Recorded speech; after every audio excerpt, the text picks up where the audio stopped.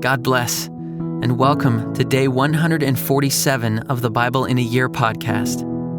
Our reading today is Job chapter 16, verse 11, through chapter 20, verse 11. If you have been enjoying this podcast, consider checking out our app. There, you can pick from hundreds of listening plans, playlists, and passages that will help you explore the Bible in a new way. We hope you enjoy today's reading.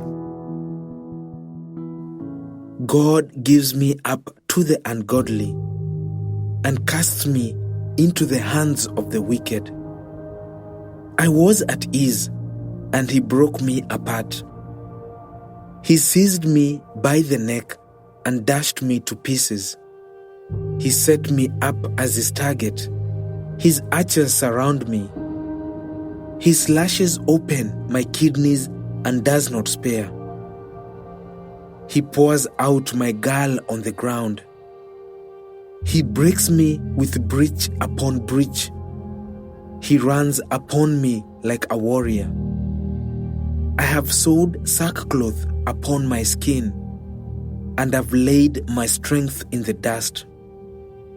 My face is red with weeping, and on my eyelids is deep darkness. Although there is no violence in my hands, and my prayer is pure. O earth, cover not my blood, and let my cry find no resting place. Even now, behold, my witness is in heaven, and he who testifies for me is on high. My friends scorn me. My eye pours out tears to God, that he would argue the case of a man with God, as a son of man does with his neighbor. For when a few years have come, I shall go the way from which I shall not return. My spirit is broken. My days are extinct. The graveyard is ready for me.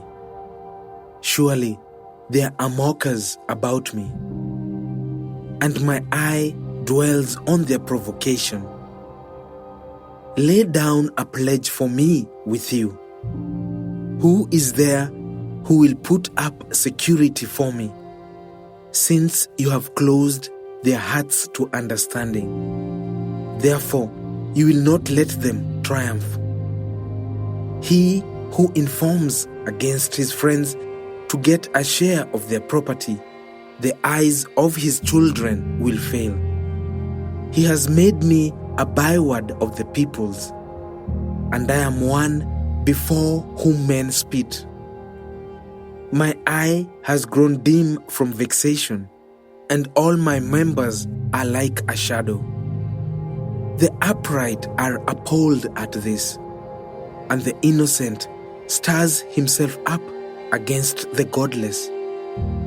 Yet the righteous holds to his way, and he who has clean hands grows stronger and stronger. But you, come on again, all of you, and I shall not find a wise man among you.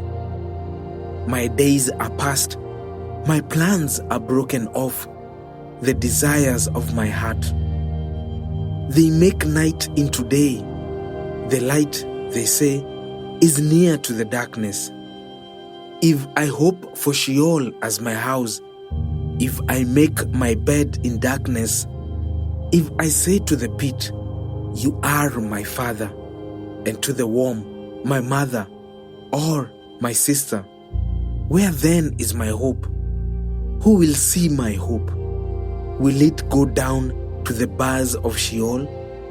Shall we descend together into the dust? Then Bildad the Shuhite answered and said, how long will you hunt for words? Consider, and then we will speak. Why are we counted as cattle? Why are we stupid in your sight?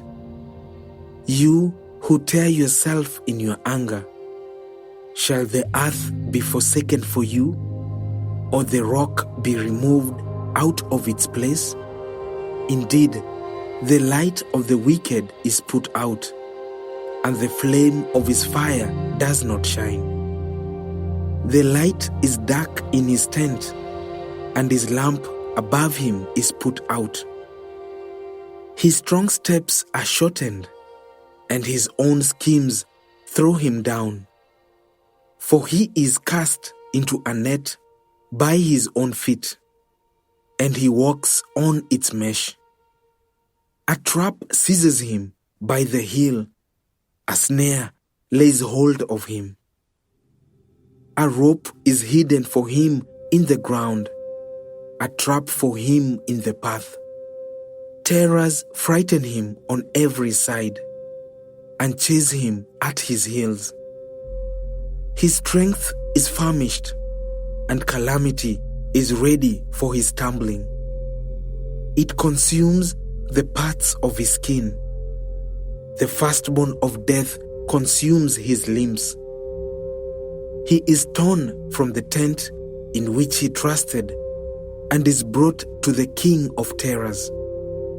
In his tent dwells that which is none of his.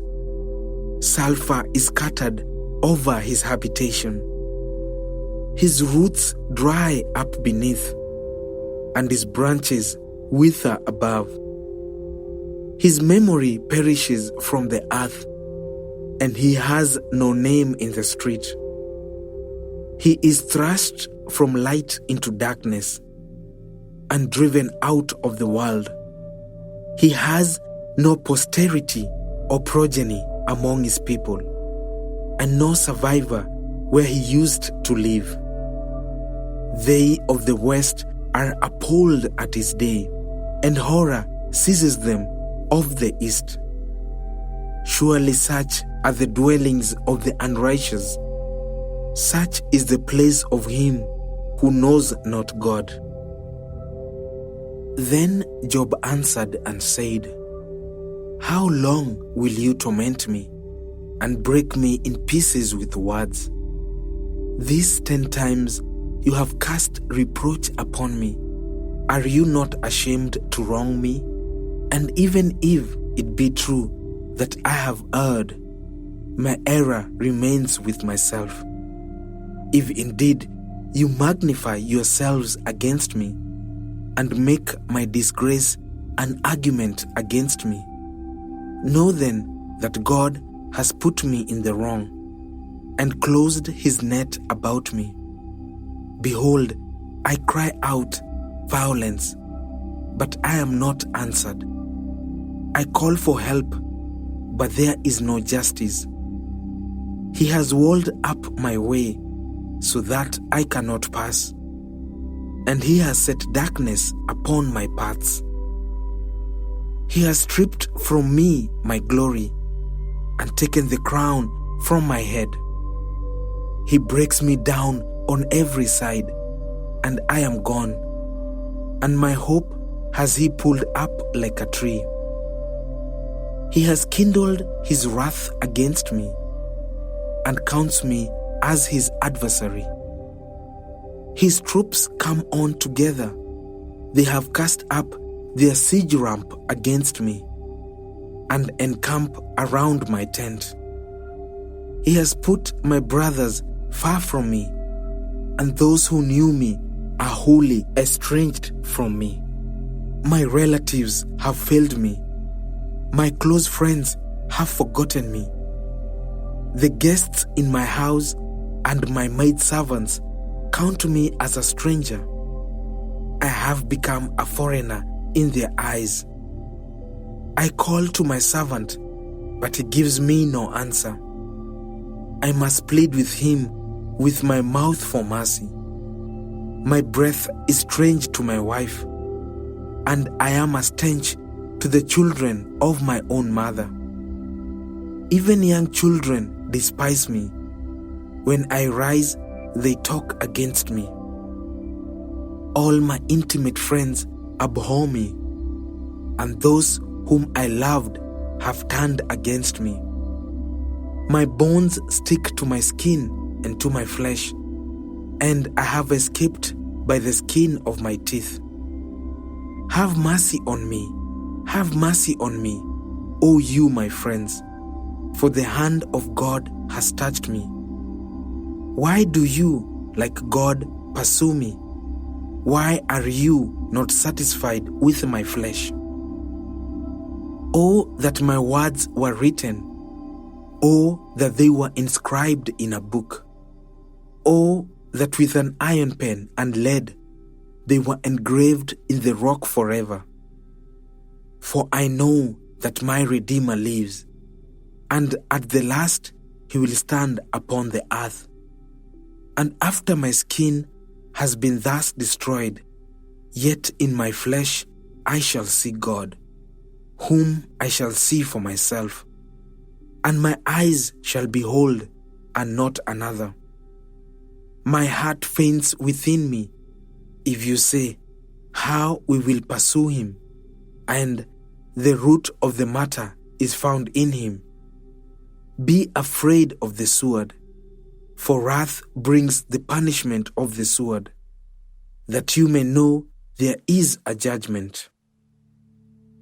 Then Zophar the Naamathite answered and said, Therefore my thoughts answer me, because of my haste within me. I hear censure that insults me, and out of my understanding a spirit answers me. Do you not know this from of old, since man was placed on earth, that the exalting of the wicked is short, and the joy of the godless but for a moment? Though his height mount up to the heavens, and his head reach to the clouds, he will perish forever like his own dung. Those who have seen him will say, Where is he? He will fly away like a dream and not be found. He will be chased away like a vision of the night. The eye that saw him will see him no more, nor will his place any more behold him. His children will seek the favor of the poor, and his hands will give back his wealth. His bones are full of his youthful vigor, but it will lie down with him in the dust.